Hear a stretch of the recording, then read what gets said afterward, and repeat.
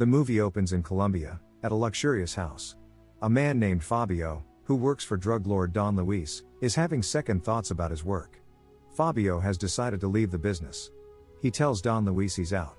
Don Luis does not take this lightly, and Fabio knows that, and quickly heads home. After he's left, Don Luis sends his top enforcer, Marco, to deal with Fabio. At Fabio's house, young Catalea is eating breakfast while her parents are tense. Her father hands her a microchip and instructs her to memorize the address, and if anything happens, she has to run to the address. Catalea hides the chip in her mouth. Suddenly, Marco and his men arrive at the house with guns. Fabio fights back, shooting some of Marco's men, but he and Catalea's mother are both gunned down in the living room. Catalea witnesses this from the kitchen. Marco enters, acting friendly at first, and asks if she's ever seen a small chip that belonged to her father. Catalea nods with a yes, and when Marco asks for the chip, she quickly stabs his hand, climbs out a window and flees through the streets of Bogota. A tense chase follows as Marco's men pursue her on foot and in vehicles. Catalea uses her small size, agility, and cleverness to evade them, cutting through alleys, sliding under fences, and leaping from a rooftop into another building. She finally reaches the address her father gave her, the U.S. Embassy. Inside, she pretends to be a scared little girl looking for help. The embassy takes her in, and she vomits the microchip her father gave her. Later, Catalea is on a plane to the United States, where she gets on a bus and goes to Chicago, and meets her uncle Emilio, a Chicago gangster. He greets her, and promises to protect her. Catalea, still traumatized, tells him she doesn't just want to survive, she wants to learn how to kill. 15 years later, Catalea deliberately crashes her car into a police cruiser, pretending to be drunk and unsteady when she steps out. The cops arrest her immediately and haul her down to the police station. They throw her into a holding cell with other detainees. Later that night, the police bring in a high-ranking cartel member, one of Don Luis's men, and lock him up in another cell down the hallway. He is only being held there overnight before he's transferred to a maximum security prison. Meanwhile, in her cell, Catalea appears to sleep. But as soon as the station is quiet, she changes into a black, skin-tight suit she had hidden under her clothes. She pulls out tools hidden on her and deftly picks the lock on her cell door without making a sound. She climbs into the air ducts, crawling silently through the ventilation system until she reaches the restroom. A guard enters to use the restroom. She ambushes and quickly knocks him out. Catalea moves quietly to the cell where the cartel member is locked up. She enters, catches him by surprise, and kills him swiftly and silently, leaving behind her signature, a small drawing of an orchid on the victim, her calling card. When guards and officers later discover the body, she has already returned to her cell, relocked it, and lies on her bunk pretending to sleep. To everyone's eyes, she was just another drunk locked up for the night. Conveniently, the guard she knocked out is found unconscious near the crime scene, and it appears to the police that he committed the murder. The next morning, Catalea is brought out of her cell. The officers take her fingerprints, have her sign some release papers, and let her go. She even removes her thin, see-through gloves as she leaves, showing she never left fingerprints anywhere else. Elsewhere, the U.S. Marshals bring in Agent Ross, who has been tracking a string of similar killings. Ross inspects the murder scene at the police station and is taken to the morgue to see the cartel victim's body. He notices the small orchid drawing carved on the man, a signature he recognizes from previous killings.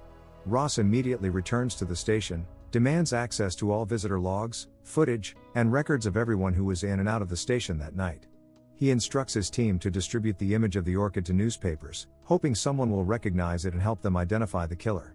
Meanwhile, a dirty cop named Richard, who works for Don Luis, visits him in his hideout. Richard informs Don Luis about the recent string of killings, mentioning the orchid mark left on each victim. Richard warns Don Luis that this assassin is systematically taking down his men and is leaving evidence that could attract CIA and U.S. law enforcement attention, which could jeopardize their entire operation. Don Luis listens, visibly disturbed, and starts considering how to deal with the threat before it destroys him completely. Elsewhere, Catalea heads to a bus station, and enters the restroom, removes her outer clothes, and changes into a completely different outfit, leaving her looking like an ordinary traveler. She then calls her uncle Emilio, telling him she's completed her mission and will be home tomorrow. Later, Catalea arrives at her apartment, takes a shower, and relaxes, showing the first glimpses of her private life. That evening, she goes to Danny's apartment, her boyfriend, who doesn't know who she really is.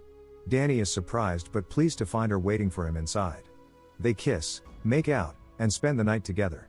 The next morning, before Danny wakes up, Catalea quietly slips out and goes to meet Emilio at a laundromat. Emilio, as usual, has her next target ready, a wealthy and corrupt businessman named William, who has ties to the same cartel and has also harmed their family's business. Emilio then warns her about the rising heat. He shows her a newspaper article about the murdered cartel man at the police station, featuring her signature drawing carved into the victim's skin. Emilio tells her she's putting both his and her grandmother's lives at risk if Don Luis figures out who she is. But Catalea insists she knows what she's doing and remains determined to finish her mission of revenge. That night, at William's opulent mansion, he's entertaining himself and 4 girlfriends in decadent fashion. Outside, Catalea stealthily makes her way past security, sneaks into the grounds, and swims silently through a pool stocked with sharks to reach the main house, using the pool as her covert entry route. When William wakes up later, he notices the orchid drawing carved on him, panics, and discovers all of his security guards have been silently killed. As he stumbles outside, Catalea steps out of the shadows and shoots him in both legs. He falls into the shark pool, and the predators quickly attack, killing him while Catalea watches coolly before disappearing. The next day, Agent Ross is at his office, going through all the files on these murders. He's intrigued by the mysterious orchid-like symbol left at each crime scene but doesn't know what it means yet. While Ross is staring at the evidence, a janitor walks by and casually mentions that the drawing is a Catalea, a type of Colombian orchid. Ross is startled by this revelation and searches for information about the flower on his database, but he's blocked from further access. Suspicious, he calls Richard, asking for clearance. Richard brushes him off with a fake explanation, then calls Marco, warning him that the CIA is now on their trail and they need to find whoever is marking victims with the Catalea before she blows their operation. Meanwhile, Ross reviews the surveillance footage from the police station from the night of the first murder. He spots Catalea in the footage but dismisses her at first, convinced the killer couldn't be a woman. That evening, Catalea and Danny spend more time together at his place. Danny tries to get her to open up about herself and her past, but she stays quiet and evasive, unwilling to share her secrets. The next morning, Danny, smitten, takes a photo of her while she sleeps, wanting something to remember her by. When Catalea wakes and realizes she's late, she hurriedly leaves his apartment. Later, Danny meets with a friend and talks about Catalea. His friend doubts her existence until Danny shows him the picture he took. His friend quickly sends her picture to another friend who works in the police department, asking her to run a check on the mysterious woman. Meanwhile, Agent Ross's team gets a match on Catalea's identity from the station records. Ross orders an FBI agent to retrieve the photo from the computer, and they confirm it's the same woman who was at the station the night of the killing. Ross immediately sends a SWAT team to Catalea's apartment. But Catalea, ever cautious, notices the SWAT team approaching via her hidden security cameras. She quickly slips out of her apartment into a neighboring unit, retrieves a sniper rifle stashed in the ceiling, and moves stealthily through the walls of the building. She navigates through hidden passages, staying ahead of the agents. She makes her way to the building's garage, where she calmly escapes before the SWAT team realizes she's already gone. Later, Catalea gets to her uncle Emilio's house, seeking help and comfort. But when she arrives, she senses something is wrong. She steps inside and finds Emilio and her grandmother murdered, their bodies cold and lifeless. The sight crushes her. She collapses to her knees, crying her eyes out, knowing deep down that this was her fault. Emilio had warned her to stop leaving the orchid marks on her kills, as it was drawing too much attention from Don Luis. But she didn't stop, and now her only family has paid the price. That evening, Agent Ross comes home, and as he enters his house, Catalea emerges from the shadows. She tells him to sit down, opens up to him for the first time and explains the reasoning behind her killings. She reveals that when she was just 9, she watched Don Luis and his men murder her parents in cold blood right in front of her. Catalea then pulls out a picture of her uncle and grandmother, also killed by Don Luis's people, and lays it on the table, showing Ross what this war has cost her. She demands his help. Specifically, she wants Ross to force Richard to give her Don Luis's address. If Ross doesn't help, she threatens to hurt his family. The next day, Ross confronts Richard, pleading with him to hand over Don Luis's address, explaining that Catalea is threatening his family and she is dead serious. Richard dismisses it at first, mocking Ross, until suddenly a bullet shatters the picture frame right next to him, Catalea's way of letting him know she's watching. Shaken now, Richard caves and gives Ross the address. Later, Catalea gears up for the final assault. She arms herself and drives toward Don Luis's mansion, determined to finish what she started. Just as she arrives, a rocket-propelled grenade slams into the house, creating chaos. Don Luis's men rush him to a hidden panic room while his soldiers fan out, searching for the attacker. But Catalea isn't charging in directly, she moves methodically, taking out guards one by one from the shadows, leaving a trail of bodies in her wake. She finally tracks down Marco hiding in a bathroom. Instead of shooting him outright, she attacks him hand to hand. The two engage in a brutal and desperate fight, Catalea wanting him to feel the pain he caused her family.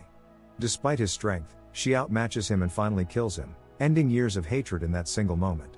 Meanwhile, Don Luis manages to slip out of the mansion and into his van, believing he's escaped. Feeling victorious, he picks up his phone and calls Catalea, mocking her and telling her she'll never catch or kill him. But as he gloats, Catalea calmly informs him that he's already doomed. She then whistles softly, and her vicious attack dogs she had hidden in the back of his van leap forward and maul him to death, his screams cutting off as she hangs up. A few days later, Catalea makes one last call to Danny. Her voice is quiet but filled with regret as she apologizes for lying about who she really was. She thanks him, but tells him she has to disappear and end this chapter of her life. She then boards a bus, carrying nothing but herself and her memories, leaving behind everything and the life she knew. Make sure to like, comment and subscribe for more notifications. Until next time. See you soon.